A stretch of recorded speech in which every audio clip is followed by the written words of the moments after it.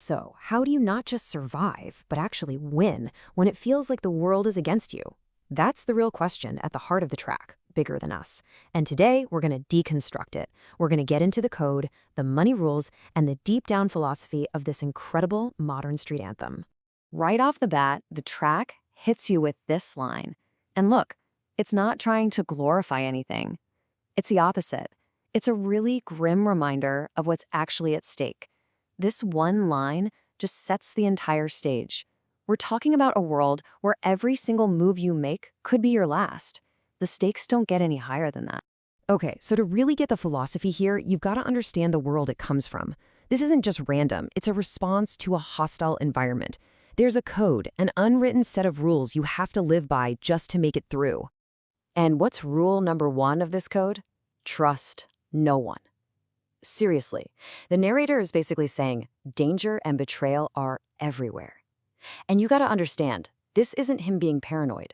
It's presented as a stone-cold fact of his reality, a constant threat that you always have to be ready for. So what do you do when you're facing a constant threat? Well, you stay constantly ready.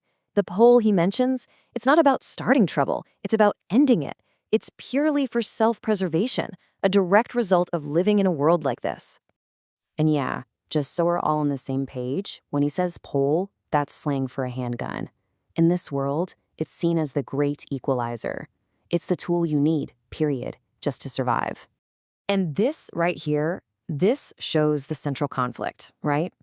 It's this crazy balancing act. On one hand, you have to lie low, stay out of the way, focus on your money, making deposit. But on the other hand, you have to be ready to go, to stick and move in a split second. It's like being a ghost and a soldier at the exact same time. But survival isn't just about dodging physical threats. It's just as much about economics. So let's get into the financial side of things, because there's a really strict doctrine here, a whole set of rules for how you get the bag. Which brings up the big question, right? When there's risk everywhere, how in the world do you actually get ahead? How do you build any kind of real wealth or security? Well, what's fascinating is the song doesn't just ask the question, it gives you the answer. It lays out a whole blueprint. And here it is, the 4 rules. It's so simple, but so powerful. 1, get the money.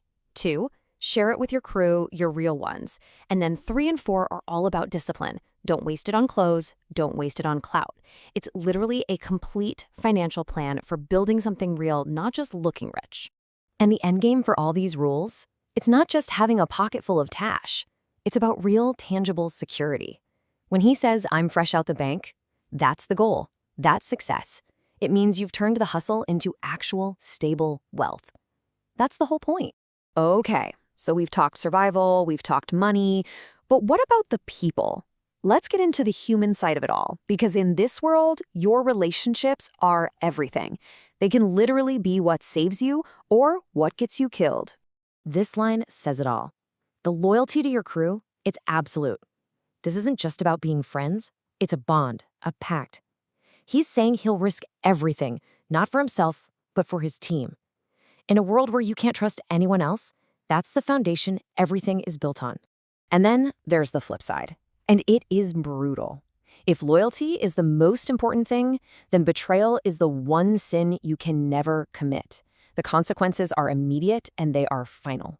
This line makes it crystal clear. There are no second chances when the stakes are life and death. All right, so we've got the survival code, the money rules, the loyalty pact. But why? What's the point of all this? What's the bigger thing that makes all this struggle and risk worthwhile? Let's find out. This line right here is the real pivot for the whole song. It's where we shift from just talking about what they do to why they do it and how authentic it is.